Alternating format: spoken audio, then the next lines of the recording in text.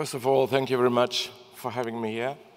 It's a pleasure and an honor for me that you had the confidence in me to welcoming an old comrade of mine, General David Petraeus.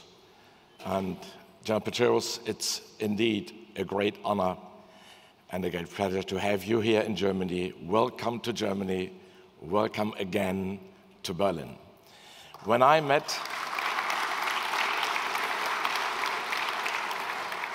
When I met General Petraeus for the first time, it was in 1988, when he was working as military assistant for the Supreme Commander of the Allied Forces Europe, SACEUR, General John Galvin, at Shape in Mons in Belgium. And I recently had returned from the Spanish Staff College, and General Galvin was preparing for a trip to Spain, as Spain had recently joined the alliance, and we were preparing for that. I learned General Petraeus at that time as major, later as lieutenant colonel, a young, promising, open-minded, smart, most intelligent officer, and it was quite obvious that he would make a remarkable career, and eventually, as everybody knows, he did. It was in 1988. It was the year before the Berlin Wall came down. Nobody had thought about that at that time. And it might be of interest to know from General Petraeus, what was NATO at that time? Where did NATO go? And what is NATO today? He commanded all types of units.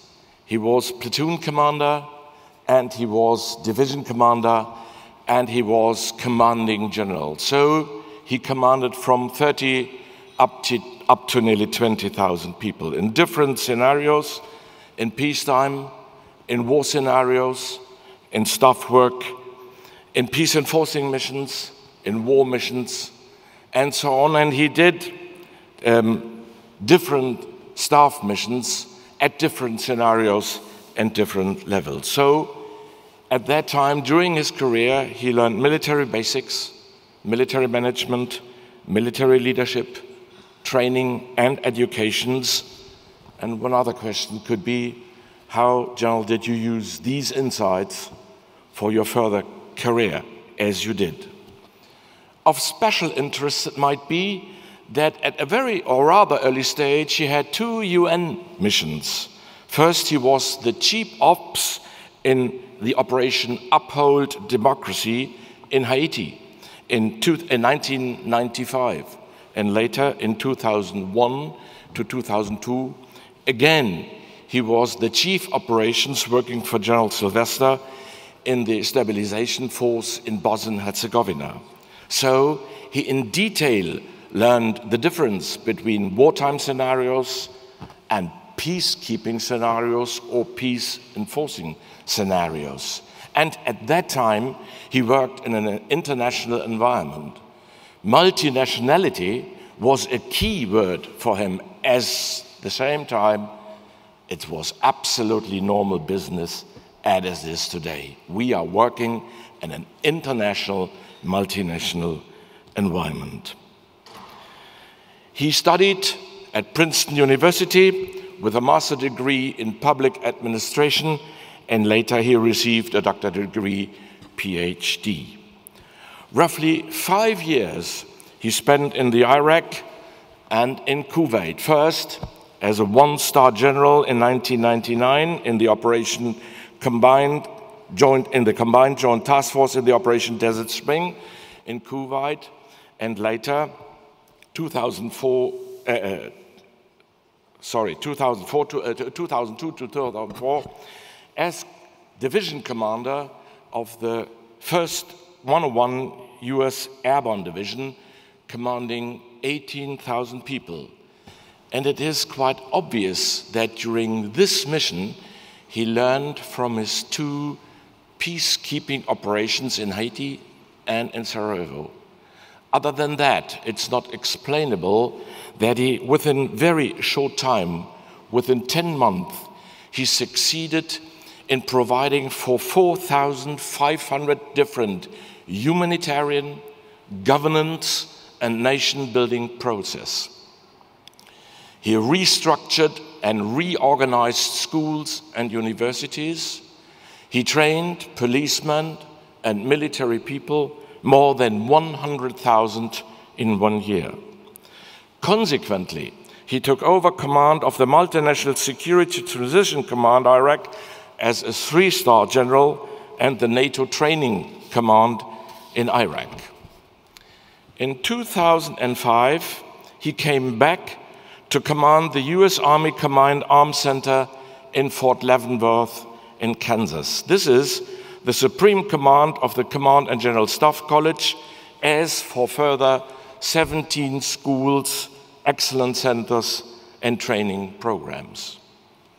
And that was quite excellent, because within that time, he had the chance to bring in, from his real military experience, all his insights into doctrine and into training programs.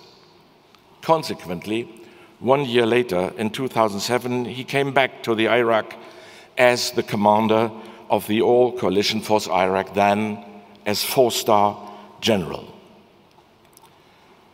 As early as 1 year later, he returned to the United States to take over as commander the US Central Command. It's a regional command responsible for the Middle East, East Africa, Central Asia, and is responsible within that for Afghanistan and for the ISAF operation from the US perspective.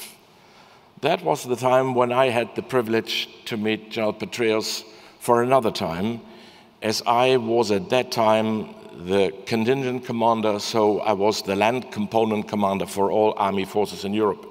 And we did a big conference in Canada, in Quebec, when we invited General Petraeus to talk about his experience, about his insights about Afghanistan. And it might be of quite interest whether or not it is that what he thought as CENTCOM commander about the situation and the development in Afghanistan, as he later made the experience, because he came back from 2010 to 2011 as commander of the ISAF forces. I think Afghanistan is a key region in the situation, in the global situation today, and perhaps we could hear a little bit about what is he thinking about the future of Afghanistan.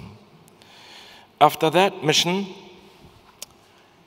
he completed, after 37 years, his military career, a very outstanding career. I think it was a success story all over, in particular because he did something during that career that is still valid today for the whole alliance force in the world. He invented the counterinsurgency strategy, one of the most important strategies we have today.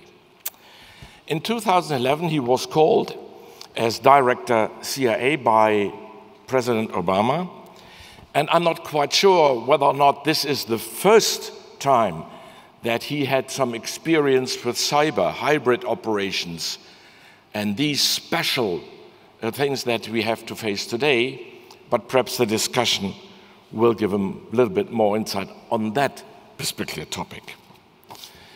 Today, he is working, as it was mentioned before, for Kohlberg Kravis Robertson Co., a New York investment firm, and he is the chairman of the KKR Global Institute, which supports KKR's investment committees, portfolio companies, and limited partners with analysis of geopolitical, macroeconomic trends, as well as environmental, social, and governmental issues. But this is not really my field of experience. So I think it's time to say again, General Petraeus, it's a great, great honor that you are here today and that you will give us, from the external side, some insights over the state of the world, the security challenge, and the new cyber dimension. And personally, I should say, it's a pleasure to see you again. Great, great pleasure. Svante, you have it.